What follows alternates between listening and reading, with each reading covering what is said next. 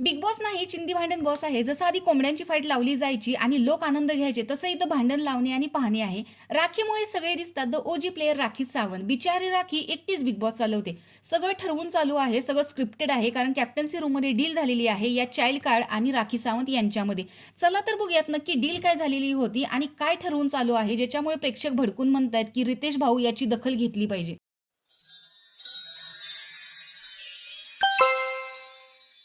आता संस्कृती आणि विशाल या दोघांची बाहेर ऑलरेडी ओळख आहे. याचाच फायदा इथे संस्कृती सुद्धा घेते आणि विशालला काही कोणाची गरज पडलेली नाहीये. त्यामुळे संस्कृती इथे म्हणते की राखी, तू माझा चहाचा कप धुतला का? त्यावर राखी सांगते हो धुतला, आणि त्यानंतर ती कप घेते आणि स्विमिंग पूलच्या पाण्याने धुवून काढते. हे बघितल्यावर तिला खूप जास्त राग येतो.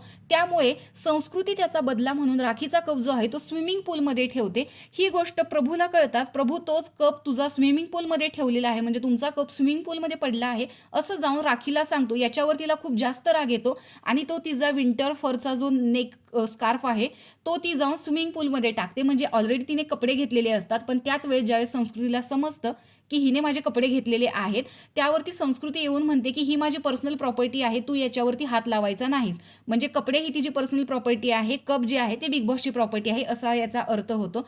तर तसं बघायला गेलं तर राखीच्या हातात काहीच सापडत नाही, म्हणून तो जो नेक स्कार्फ आहे ती त्या स्विमिंग पूलमध्ये फेकून देते. त्यावेळेस तिथे रेवा येते की हे तू काय केलेलं आहेस. याच्यामध्ये सुद्धा तन्वी तिला खूप समजवण्याचा प्रयत्न करते, पण ते कोणाचंही ऐकत नाहीत. पण यांची अगोदर डील झालेली आहे कॅप्टन्सी रूममध्ये की तुम्ही नॉमिनेशनमध्ये आहात, संकेत आणि रेवा.